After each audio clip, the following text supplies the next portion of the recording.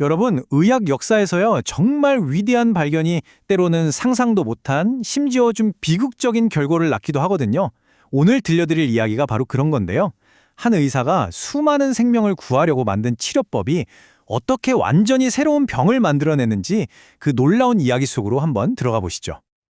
자, 바로 이 질문입니다. 생명을 구하는 치료법이 오히려 치명적인 신종 질병을 만들어낸다면? 상상해 가시나요? 완벽해 보였던 수술이 어떻게 이렇게 끔찍한 미스터리의 시작이 됐을까요? 이 역설적인 사건, 지금부터 함께 파헤쳐 보겠습니다. 이야기의 배경은 19세기 후반으로 거슬러 올라갑니다. 이때는요, 갑상선이라는 기관이 완전히 오해받던 시대였어요. 당시 의학계는 목에 있는 이 작은 기관이 도대체 무슨 역할을 하는지 정말 아무것도 몰랐습니다. 지금 보시는 이 문구 있죠? 이게 당시 생리학 교과서에 실제로 실렸던 내용입니다. 갑상선의 기능은 완전한 미스터리였다. 이 한 문장만 봐도 당시 갑상선에 대한 무지가 얼마나 깊었는지 딱 감이 오시죠? 네, 진짜 그랬어요. 갑상선은 그냥 진화하다가 남은 쓸모없는 흔적 기관, 이 정도로 취급받았죠. 이게 의학적으로 의미를 갖는 순간이 딱 하나 있었는데 그게 바로 병적으로 커져서 위험한 갑상선종, 그러니까 고이터를 만들 때 뿐이었습니다. 그런데 바로 이때 의학계에 정말 혁신적인 발전이 찾아옵니다. 바로 소독수술법이 도입된 거죠. 이제 수술이 훨씬 안전해졌으니 다들 환호했겠죠? 하지만 이 발전이 아이러니하게도 아무도 예측하지 못했던 끔찍한 위기를 불러오게 됩니다. 자, 이걸 한번 보세요. 수술의 안전성이 높아지니까 오히려 더 과감한 수술이 유행하기 시작합니다. 그러니까 갑상선을 아예 통째로 제거해버리는 수술이 표준처럼 된 거죠. 참 아이러니하죠. 안전해졌기 때문에 오히려 더 위험한 결과를 낳을 수 있는 길이 열려버린 셈입니다. 외과 의사들은 정말 혼란에 빠졌어요. 분명히 수술은 성공적이었거든요. 환자도 좋아지는 것 같았고요. 그런데 얼마 안 가서 환자들한테 끔찍하고 정체 모를 증상들이 나타나기 시작하는 겁니다.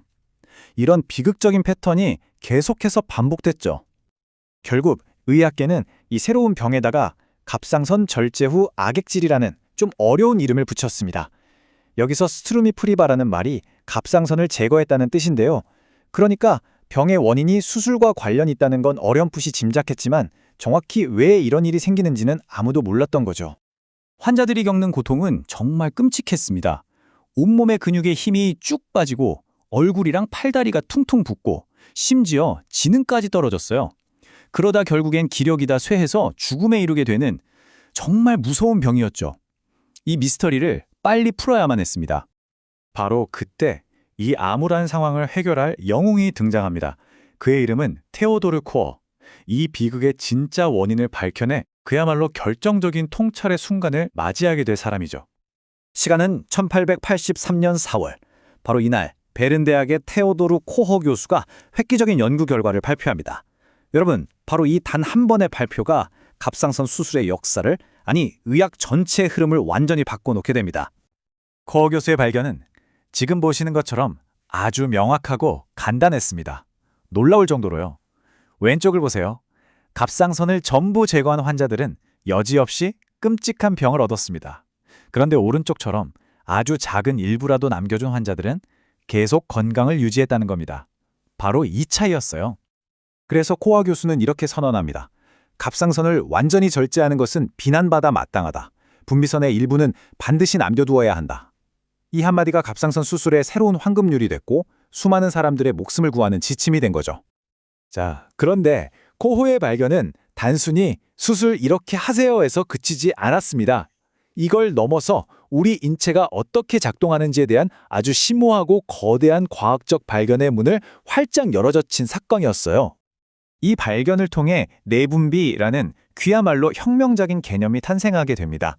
이게 무슨 말이냐면요. 갑상선 같은 기관이 몸 안으로 어떤 특별한 물질을 분비해서 우리 몸의 생명 활동을 조절한다는 생각이었죠. 우리가 오늘날 호르몬이라고 부르는 게 바로 이겁니다.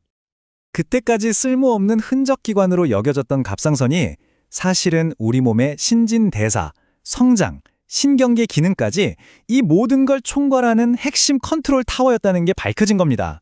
정말 엄청난 인식의 대전환이었죠. 내분비라는 개념이 생기니까 그동안 미스터리였던 다른 질병들도 아주 논리적으로 설명이 되기 시작했어요. 이 표를 한번 보실까요? 갑상선 기능이 부족하면 크레틴병이나 점액수종이 생기고 반대로 기능이 너무 과하면 바제도병이 생긴다. 이게 다 호르몬 문제였구나 하고 명확해진 거죠.